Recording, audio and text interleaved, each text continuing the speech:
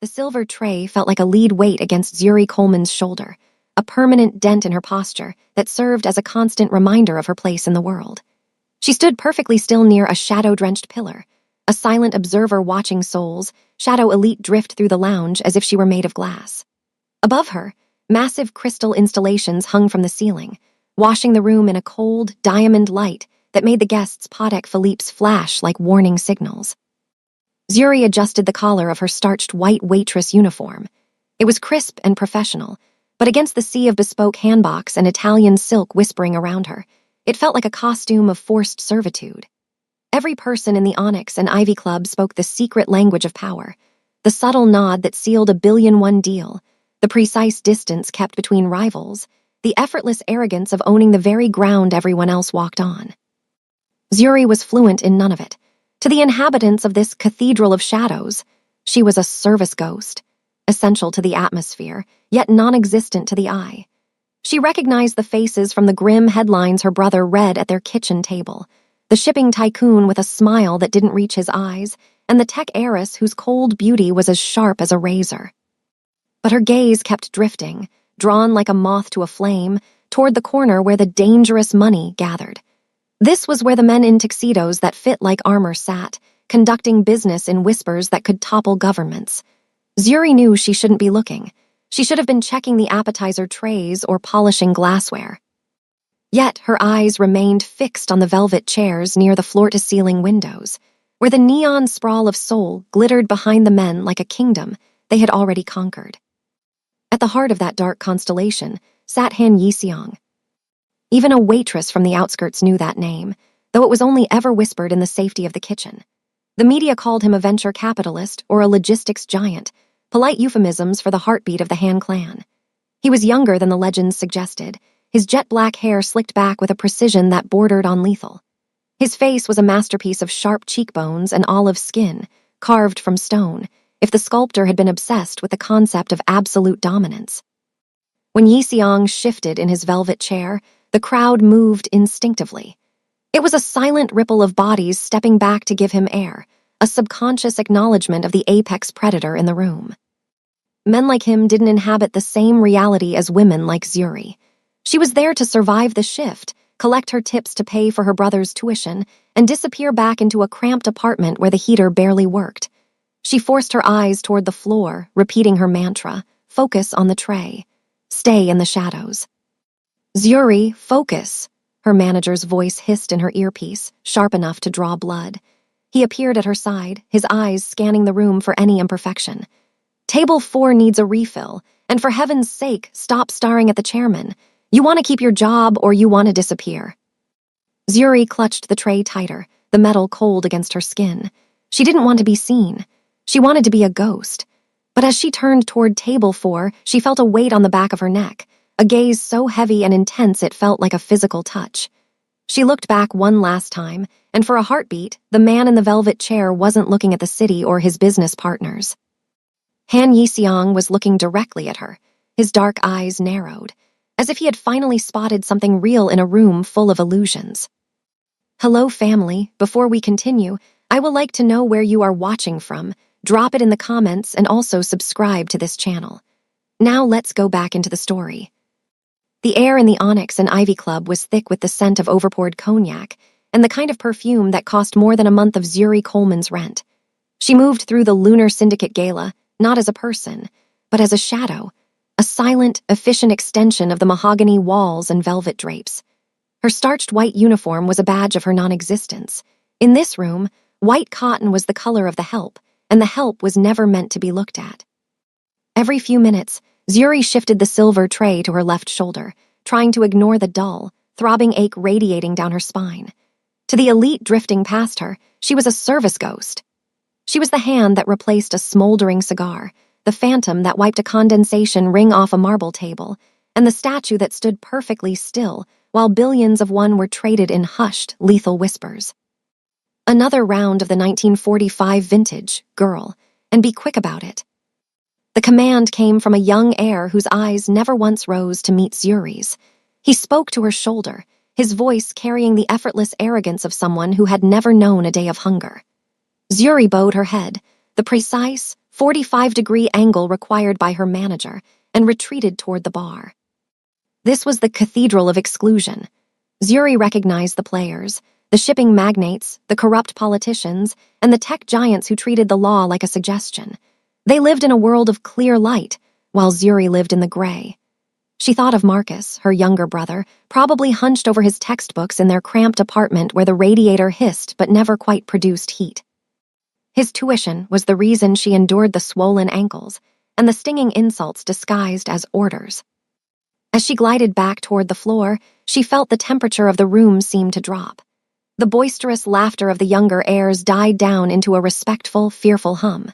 The focus of the room had shifted toward the eastern windows, where the dangerous money sat. These weren't just businessmen. These were the architects of the city's underworld. At the center of that dark constellation sat Han Yiseong. Zuri kept her gaze low, focusing on the polished tips of her black shoes. She knew the legends. Yiseong was the heartbeat of the Han clan, a man whose silence was more terrifying than most men's shouting. From the corner of her eye, she could see the silhouette of his tuxedo, perfectly tailored armor that housed a body built for violence. His tattooed hands, etched with the ink of the syndicate, rested calmly on the arms of his chair. She reached the edge of his circle to clear a discarded glass. She breathed shallowly, trying to remain part of the background, a ghost among the monsters. She had spent 2 years at Onyx and Ivy perfecting the art of being unnoticeable. She was a master of the shadow. But as she reached for the glass, the air around her suddenly felt charged, like the moments before a lightning strike. The hair on her arms stood up. She felt a gaze, not the dismissive glance of a spoiled heir, but a heavy, predatory weight that pinned her to the spot. Slowly, against every instinct that told her to run, Zuri lifted her head. Han Yiseong wasn't looking at the city. He wasn't looking at his lieutenants. His dark, unreadable eyes were locked onto hers with a terrifying intensity. For the first time in her life, the invisible girl had been seen, and the look in the Mafia boss's eyes suggested that once he saw something he wanted, he never let it go. The shift turned from exhausting to agonizing the moment the balance of power in the room curdled. Zuri moved toward the center of the lounge, her boots silent on the plush carpet, her mind already calculating the hours left until she could shed this uniform. She didn't notice the sway of the drunk heir until it was too late. He was a silver spoon, regular named Minho, a man whose family owned half the high-rises in Gangnam and whose blood was currently more whiskey than water. As Zuri glided past with a fresh tray of crystal tumblers, he stumbled, his heavy shoulder catching her off balance. The world slowed into a horrifying sequence of gravity and failure. The silver tray tilted. The glasses slid, a high-pitched screech of crystal against metal, before they shattered against the floor in a spray of glittering shards. The sound was like a gunshot in the refined hush of the gala.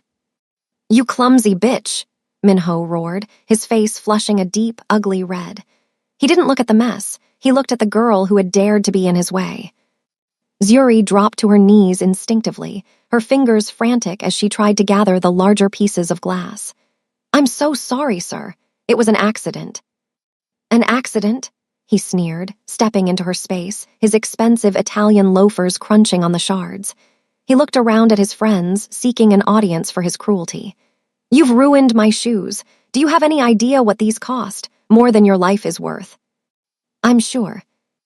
Zuri kept her head down, her heart hammering against her ribs like a trapped bird. She could feel the heat of 100 judgmental eyes on her. To them, this wasn't a tragedy. It was entertainment. She was the service ghost who had finally malfunctioned. "Clean it," Minho commanded, his voice dropping to a low, dangerous hiss. "And then stay there. I need a footrest, and you seem perfectly suited for the job." A few people in the crowd chuckled, a light, tinkling sound that felt like ice water down Zuri's spine. She felt the first sting of a glass cut on her thumb, a bead of crimson blooming against the white of her apron. She was trapped in the cathedral of exclusion, and the high priest was demanding a sacrifice of her dignity. "I said, clean it," Minho repeated, raising his hand as if to strike her. But the blow never landed. The air in the room didn't just chill, it froze. A heavy, rhythmic footfall echoed across the marble, the sound of perfectly tailored armor in motion. The crowd parted like a sea of silk and satin, the laughter dying in throats as if choked out by an invisible hand. Han Yixiong didn't run. He didn't shout. He simply arrived. He stepped into the circle of light, his presence so massive it seemed to swallow the room's oxygen. He didn't look at Minho. He looked down at Zuri, who was still trembling on the floor, the blood from her thumbs staining her white cuff. "Stand up," Yixiong said. His voice wasn't loud, but it carried the vibration of a landslide. It was an order that brooked no hesitation. Zuri looked up, her eyes wide and wet with unshed tears. She saw the dragon tattoo on his neck pulse as he clenched his jaw. With a shaky breath, she stood, her simple waitress uniform stark and ruined amidst the shattered crystal. Minho's bravado evaporated instantly. "Chairman Han!" She was in the way. She's just a waitress." Yixiong finally turned his gaze to the air. It was the look of a man deciding whether a bug was worth the effort of crushing. "She is in my way now," Yixiong remarked, his voice smooth and terrifyingly calm. "And you are making a scene in my club." Before Zuri could process the movement, Yixiong's tattooed hand reached out. His fingers, etched with the ink of the Han clan, wrapped firmly around her waist. The contact was a shock of high-voltage heat. He didn't just touch her, he claimed her. In one fluid, dominant motion, he pulled Zuri toward the velvet chair he had just vacated. The crowd gasped, a collective intake of breath that sounded like a gale wind. "Everyone is looking for a show tonight," Yixiong announced to the room, his eyes scanning the elite with a look of pure, unadulterated possession. He sat down, and without breaking eye contact with the stunned Minho, he pulled Zuri Coleman, the invisible girl, the service ghost, the nobody from the outskirts, directly onto his lap. The "everyone froze" moment wasn't a metaphor. Champagne flutes remained suspended midair. Conversations died mid-sentence. The hierarchy of soul had just been set on fire. Zuri's body was rigid, her heart thundering so loud she was sure he could feel it against his chest. She was caught between fear and a sudden, inexplicable pull toward the man whose ink-stained hands now rested firmly on her thigh. "You're not leaving this spot tonight," Yixiong whispered near her ear, his breath warm against her skin. "From now on, the only person you serve is me." The sleek, armored silhouette of the black sedan looked like a predatory shark cruising through the shallow, murky waters of Zuri's neighborhood. Here, the neon lights of Gangnam were replaced by flickering fluorescent tubes and the smell of charcoal soot and cheap street food. The car slowed to a crawl, navigating narrow alleys where the brick walls were crumbling and the shadows felt thick enough to touch. Inside the car, the silence was heavy. Zuri stared out the window at the familiar cracked pavement, feeling a deep sense of vertigo. Less than an hour ago, she had been a service ghost on the floor of the most exclusive club in the country. Now, the man who had set the city on fire by pulling her onto his lap was sitting inches away from her in the back of a vehicle that cost more than her entire street. "Is this where you live?" Yixiong's voice was low, vibrating through the leather upholstery. He wasn't looking at the crumbling buildings with disgust. He was observing them with the cold, analytical eye of a man looking at a map. "It's not the plaza," Zuri replied, her voice sounding small even to her own ears. She clutched her ruined waitress apron in her lap, her fingers still stained with the copper tang of her own blood. The car stopped in front of a fourth-floor walk-up where the stairs groaned under the weight of even a child. Yixiong didn't wait for his driver. He opened the door and stepped out, his tailored tuxedo a jarring, violent contrast to the peeling paint and rusted handrails. He stood there for a moment, the apex predator of the underworld standing in a gutter, and for the first time, Zuri saw the sheer scale of the power he carried. He didn't just inhabit space, he dominated it. "Upstairs," he commanded. It wasn't a request. They climbed the stairs in silence, the only sound the rhythmic tap of his Italian leather shoes and the frantic thudding of Zuri's heart. When they reached her door, she hesitated, her hand trembling on the key. Inside was her life, small, clean, but desperately poor. Inside was Marcus, her only reason for breathing. Yixiong stepped inside without an invitation. He scanned the room, his gaze lingering on the stacks of textbooks on the small kitchen table and the radiator that was currently dead and cold. He walked over to the table and picked up a tuition notice for the Seoul Institute of Technology. It was stamped in red, final notice. "Marcus," Zuri whispered, realizing Yixiong was reading her life story in the paperwork. He's brilliant. He's going to be an engineer. I just need to get him through this semester. Yixiong turned, the light from the single overhead bulb catching the sharp angles of his face. He looked like a masterpiece of cruelty and grace. He pulled a leather-bound checkbook from the inner pocket of his jacket, the movement slow and deliberate. You need 6 million won for the tuition, he stated, and another 4 for the back rent and the heater. Zuri's breath hitched. I can work extra shifts, I can. You can't, Yixiong interrupted, stepping into her personal space until she was backed against the cold kitchen counter. You're done at Onyx and Ivy. You became a liability the moment you sat on my lap. No manager in this city will touch you now, either because they fear me or they fear the people who want to kill me.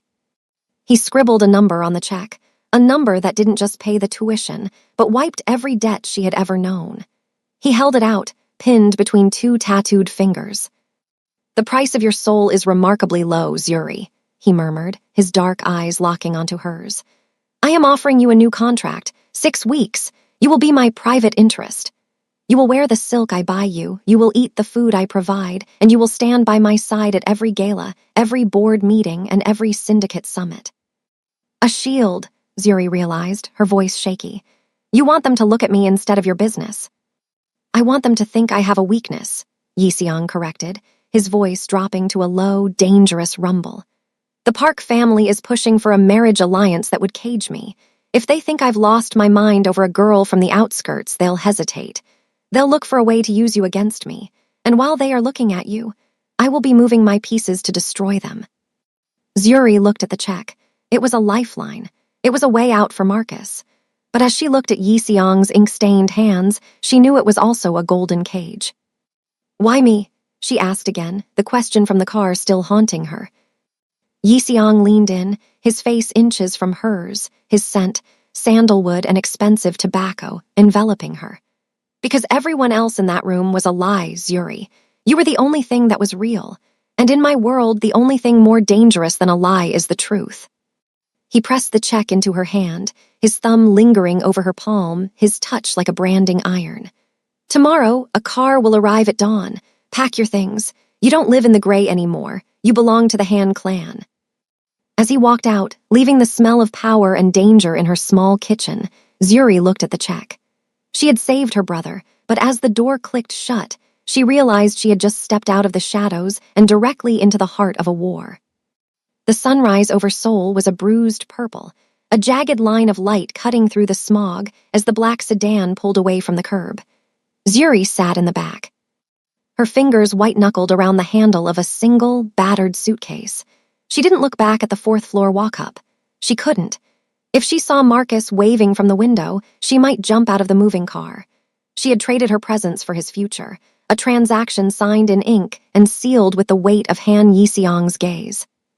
As the car climbed the winding roads of Buckhanson, the city fell away, replaced by high stone walls and the dense, dark green of the mountain forest. This wasn't just a neighborhood, it was a fortress. When the iron gates of the Han compound groaned open, Zuri felt a cold shiver of finality. The Dragon's Lair was a sprawling estate of black slate and glass, a masterpiece of modern architecture that seemed to grow out of the jagged rock itself. It was beautiful, sterile, and terrifying. We've arrived, Miss Coleman, the driver said, his voice as neutral as the gray interior of the car. Zuri stepped out into the crisp mountain air, her breath hitching. Armed men in dark suits stood at every perimeter, their eyes scanning the forest with a vigilance that suggested they weren't just guards, they were soldiers. She felt smaller than she ever had at Onyx and Ivy. There, she was a ghost among the rich. Here, she was a rabbit in a wolf's den. The front doors swung open before she could reach for the handle. The interior was a cathedral of silence, floors of polished obsidian reflecting the high, vaulted ceilings. At the center of the great hall, framed by a massive window that overlooked the sprawling city below, stood Han Yixiong. He had traded his tuxedo for a charcoal silk robe, his posture relaxed but radiating a predatory stillness. As Zuri approached, her footsteps echoing too loudly on the obsidian, he turned. The morning light hit him at a sharp angle, revealing the details the dim club lighting had hidden. You're early, he remarked, his voice a low vibration that seemed to hum in the very floorboards. "I didn't think it was the kind of appointment I should be late for," Zuri replied, trying to keep her voice steady despite the way her heart hammered against her ribs. Yixiang walked toward her, his movements fluid and silent. He stopped inches away, invading her personal space until the scent of sandalwood and old wood smoke enveloped her. He reached out, his tattooed hand hovering near her face before his fingers hooked under her chin, tilting her head back. "You look tired," he murmured, his thumb brushing the dark circles beneath her eyes. "This world is heavy, Zuri. You'll need to learn how to carry it." As he moved, the collar of his silk robe shifted, slipping just enough to expose the base of his neck. Zuri's breath caught in her throat. There, etched into his skin in deep, dark ink, was the dragon. It wasn't just a tattoo, it was a masterpiece of violence. The dragon's tail coiled around his collarbone, its claws digging into his shoulder, and its head rested right over his carotid artery. As Yixiang spoke, the dragon seemed to come alive. With every pulse of his heavy heartbeat, the ink shifted, the dragon's neck expanding and contracting as if it were breathing. It was a rhythmic, hypnotic movement, the pulse of the Han clan's power visible on his very skin. Zuri stared at it, mesmerized and horrified, realizing that this man didn't just lead the syndicate, he was the syndicate. "What are you looking at?" he asked, his voice dropping an octave, becoming a dangerous rumble. "The dragon," Zuri whispered, her eyes still locked on the poolsing ink. It looks like it's breathing." Yixiang's expression didn't change, but his eyes darkened, a flicker of something raw and possessive sparking in their depths. He leaned in closer, his lips hovering near her ear, his hand sliding from her chin to the back of her neck, his palm warm against her skin. "It breathes when I breathe," he said, his breath ghosting over her ear. "And it hungers when I hunger. Remember that, Zuri. In this house there are no scripts. There is only what I allow." He pulled back, his gaze sweeping over her with a terrifying intensity. "My housekeeper will show you to your quarters. You'll find a wardrobe waiting for you. The waitress is dead. Tonight, the city meets my new obsession." As he walked away, the dragon on his neck pulsing one last time before it disappeared beneath the silk, Zuri realized she hadn't just moved into a mansion. She had entered a cage where the bars were made of ink, and the lock was held by a man who didn't know how to let go.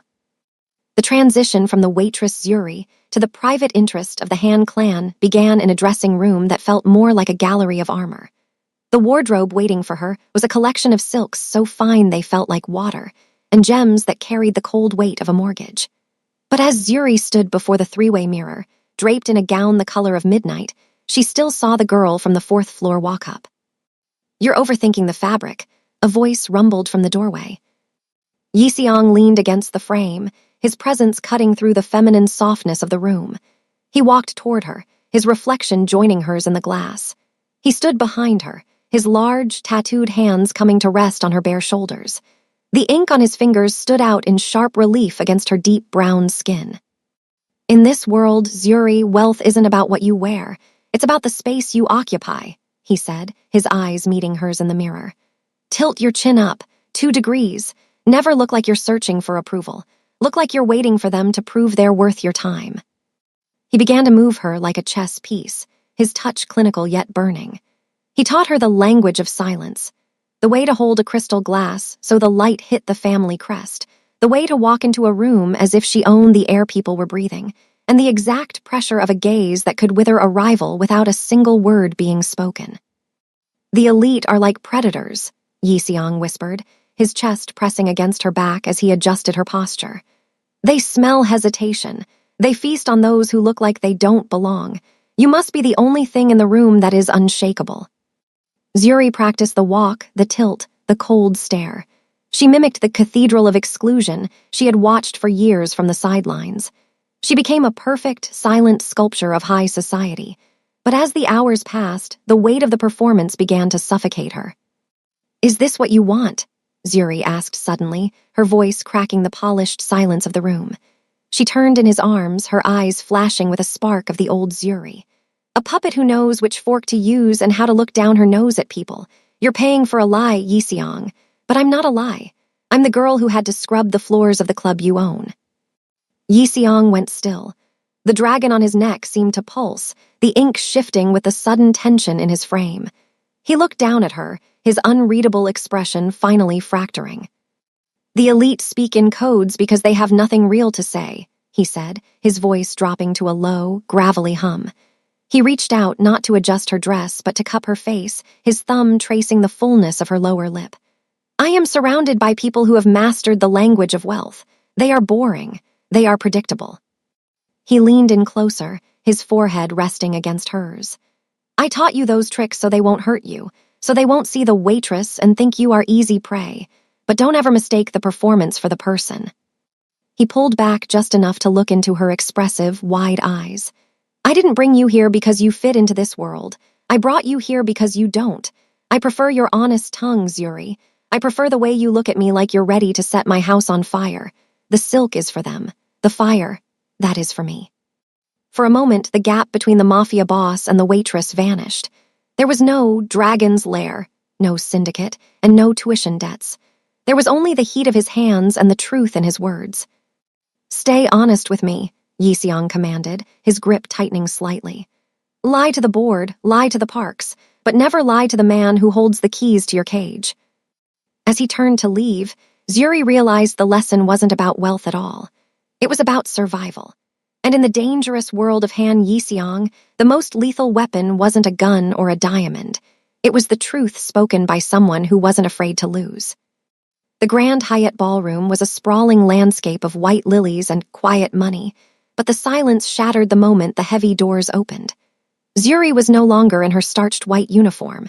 She was draped in a gown of molten gold that clung to her deep brown skin like a second act of defiance. Beside her, Yixiang walked with the measured, lethal grace of a king, returning to a battlefield. Tonight was the Han clan's annual charity auction, a high-stakes game of ego where every bid was a declaration of war. As they approached the Han family's center table, the air in the room seemed to thin. Zuri instinctively slowed her pace, her muscle memory from years of service telling her to step back, to find her place in the shadows behind his chair. She reached for the back of his seat, preparing to stand as his silent, decorative accessory.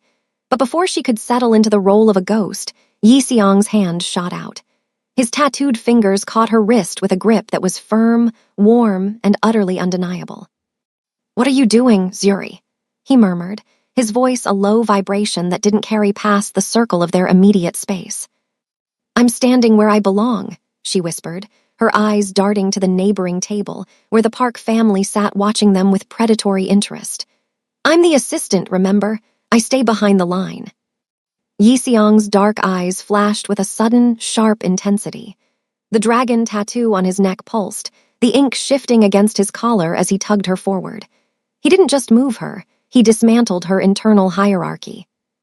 "The line moved the night I touched you," he said, his voice dropping to a dangerous rumble. He didn't pull out the chair behind him. He kicked out the heavy, velvet-cushioned chair directly beside his own, the seat reserved for a wife or an equal partner. The elite guests froze, their champagne flutes suspended midair. To the Han board, this was a scandal. To the Park Syndicate, it was a declaration of a fatal weakness. "Sit," he commanded. Zuri felt the weight of 100 stares, some disgusted, some terrified, all shocked. She hesitated, the ghost of the waitress within her screaming that she was crossing a boundary that had no return. Yixiang leaned in, his scent of sandalwood and cold mountain air enveloping her. "You aren't here to serve them, Zuri. You're here to make them realize that I don't give a damn about their rules." When she finally sat, the silk of her dress rustling against the velvet, Yixiang didn't turn to the auctioneer. He leaned back, his posture radiating a terrifying ease, and placed his tattooed hand firmly on her thigh. It was a public branding, a display of public possession that told every shark in the room exactly where his priorities lay. The auction began, but no one was looking at the art. They were looking at the black woman from the outskirts sitting at the head of the underworld's table. "You're making them hate me," Zuri whispered, her hand trembling as she reached for her water glass. Yixiang didn't look away from the stage, but his grip on her leg tightened, a grounding pressure that demanded she stay present. "Let them hate you," he replied, a predatory smile playing on his lips. "It means they're afraid of you, And in this room, Zuri, fear is the only currency that doesn't devalue. As the bidding climbed into the millions, Zuri realized she wasn't just sitting at a table. She was sitting on a throne of glass, and Yixiong was the only thing keeping it from shattering beneath her. For the first time, she didn't feel like a ghost. She felt like a storm, and the man beside her was the lightning. The high of the auction was short-lived, replaced by the chilling reality of the war Zuri had inherited. 2 days later, a delivery arrived at the Han estate, not for Yixiong, but for her. It was a vintage mahogany box, smelling faintly of funeral lilies.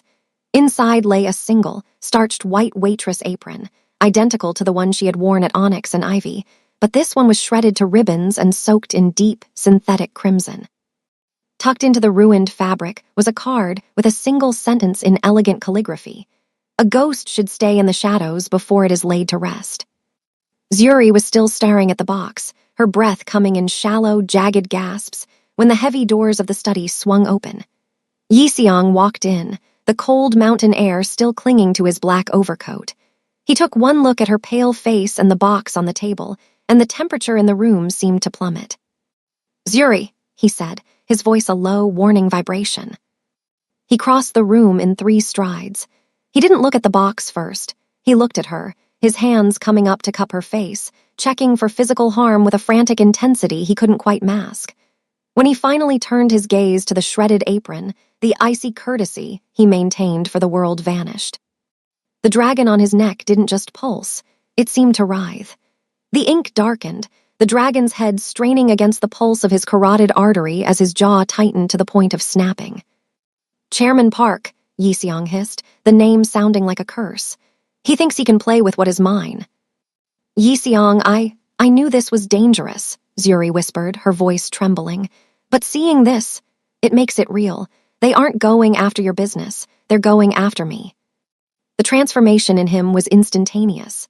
The refined, calculated businessman disappeared, replaced by something ancient and predatory. He didn't pull away. Instead, he pulled her flush against his chest, his arms wrapping around her with a feral possessiveness that was almost suffocating. One hand was buried in her hair, holding her head against his heartbeat, while the other rested on the small of her back, pinning her to him. "You are not a distraction anymore, Zuri," he growled into her hair, his voice vibrating with a raw, terrifying promise of violence. "You are the center of my world. If they touch a single hair on your head, I will not just start a war. I will burn the city until there is nothing left but ash and the memory of what they dared to take." He stepped back just enough to look her in the eyes, his own narrowed and burning with a dark, protective fire. He reached out and traced the line of her jaw, his tattooed thumb lingering over her skin as if marking her. "From this second on, you don't move without my shadow behind you. You don't eat, you don't sleep, you don't breathe unless I know you are safe," he commanded. The deal, the 6 weeks, the money, it all felt irrelevant now. He wasn't talking like a man who had hired a shield. He was talking like a man who had found his soul and was ready to kill anyone who looked at it the wrong way. "Let them send their messages," Yixiong whispered, his lips grazing her forehead. "They'll soon realize that the only thing more dangerous than the Han clan is the man who has something to lose." As he turned to bark orders to his security detail, Zuri saw the dragon on his neck pulsing with a new, violent rhythm. The game had changed.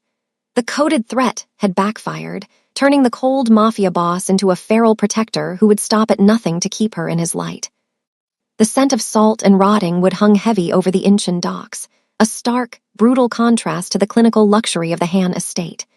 Zuri sat in the center of an empty warehouse, her hands zip-tied to a rusted chair, the moonlight cutting through the jagged holes in the corrugated metal roof. She wasn't a service ghost anymore. She was a beacon for a war she hadn't started. Chairman Park emerged from the shadows, his face an old, wrinkled map of malice. He didn't look like a businessman tonight, he looked like a butcher. He gripped Zuri's chin with cold, skeletal fingers, forcing her to look at the dark water outside.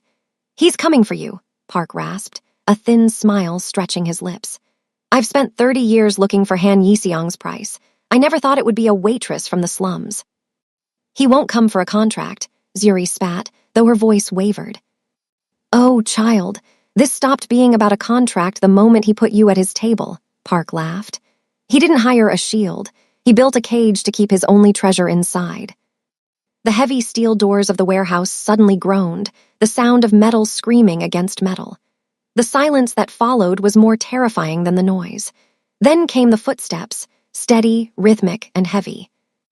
Yixiang stepped into the moonlight. He wasn't wearing a tuxedo or a silk robe. He wore a black tactical jacket, his sleeves rolled up to reveal the dark ink crawling down his forearms.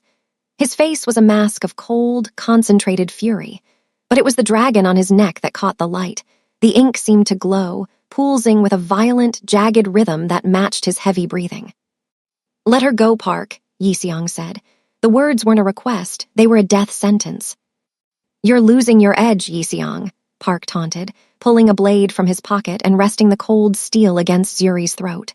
"All this for a girl? The board thinks you've gone soft.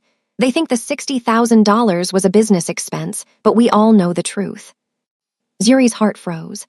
The $60,000. She whispered, looking at Yixiang. Yixiang didn't blink. He kept his eyes locked on Park, but his voice softened just a fraction when he spoke to her. "The contract was a lie, Zuri, from the very first night at the gala." As his men moved into the shadows to flank Park's guards, Yixiang took a step forward, ignoring the guns leveled at his chest. "I didn't need a fake girlfriend to stop a marriage. I'm the head of the Han clan. I do what I want.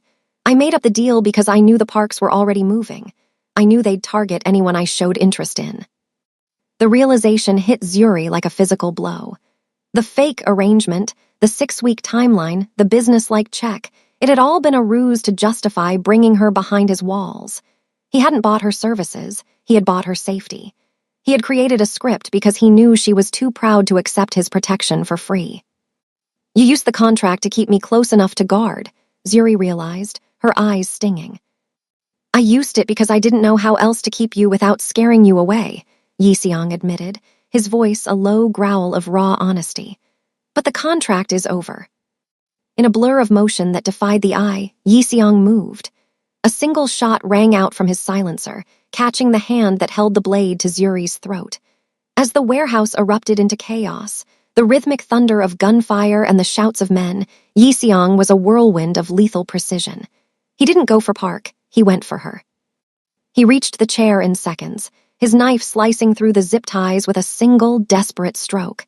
He didn't pull her to her feet. He pulled her into his arms, his body a shield against the world.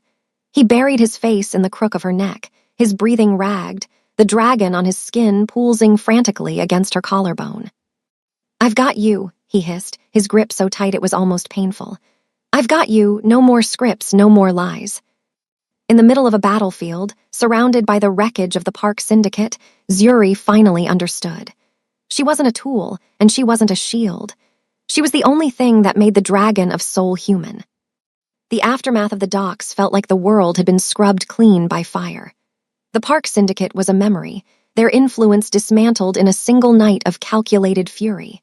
Back at the Han compound, the silence was no longer heavy with secrets. It was thick with a new, grounding reality. Zuri stood on the expansive terrace, the cold mountain air biting at her skin, though she barely felt it. She was wrapped in one of Yixiang's silk robes, the hem dragging on the obsidian floor.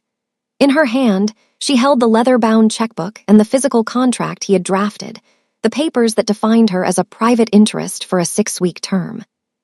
The glass doors slid open behind her.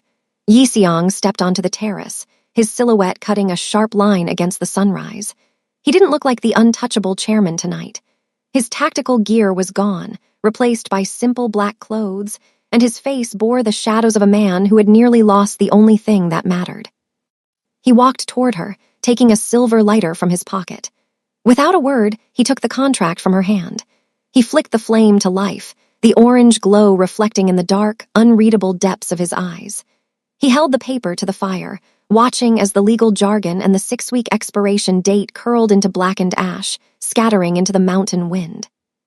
"The exit strategy is gone," he said, his voice a low, gravelly rumble that vibrated in Zuri's chest. Zuri looked at the ashes, then up at him. "What happens now, Yixiang? The 6 weeks aren't up. There's still money." "There is no money," he interrupted, stepping into her space until the dragon on his neck was inches from her face. The ink was still, the dragon finally at rest. The $60,000 was a lie to get you through the door. The fake deal was a bridge I built because I knew you. Never walk into a lion's den for free, but the bridge is burned. He reached out, his tattooed hand cupping her jaw with a tenderness that felt more dangerous than his anger. His thumb traced the line of her lip, his touch possessive and permanent. I spent my life building a kingdom of shadows, he whispered, his forehead dropping to rest against hers. I thought power was about how many people feared me. I thought it was about the height of my walls, but standing in that warehouse, watching a blade at your throat, I realized I don't want the city. I don't want the board's approval. He pulled back just enough to lock his eyes onto hers, the intensity there enough to make her breath hitch. You are the only kingdom I want to own, Zuri, and I don't want you for 6 weeks. I want you until the dragon stops breathing. Zuri looked at the man who had pulled a service ghost onto his lap and changed the trajectory of her life. She realized she wasn't afraid of the cage anymore because the bars had never been made of iron. They were made of his need to keep her safe. No more scripts, she asked softly. No more scripts, he promised, his lips brushing hers in a seal of the only contract that mattered. Just us, and anyone who tries to come between us will find out why they call me a monster. Zuri wrapped her arms around his neck, her fingers grazing the ink of the dragon. She had started the month as a waitress who felt like she didn't exist, and she was ending it as the heartbeat of the most powerful man in Seoul. The invisible girl was gone. In her place stood a queen who finally had something worth fighting for.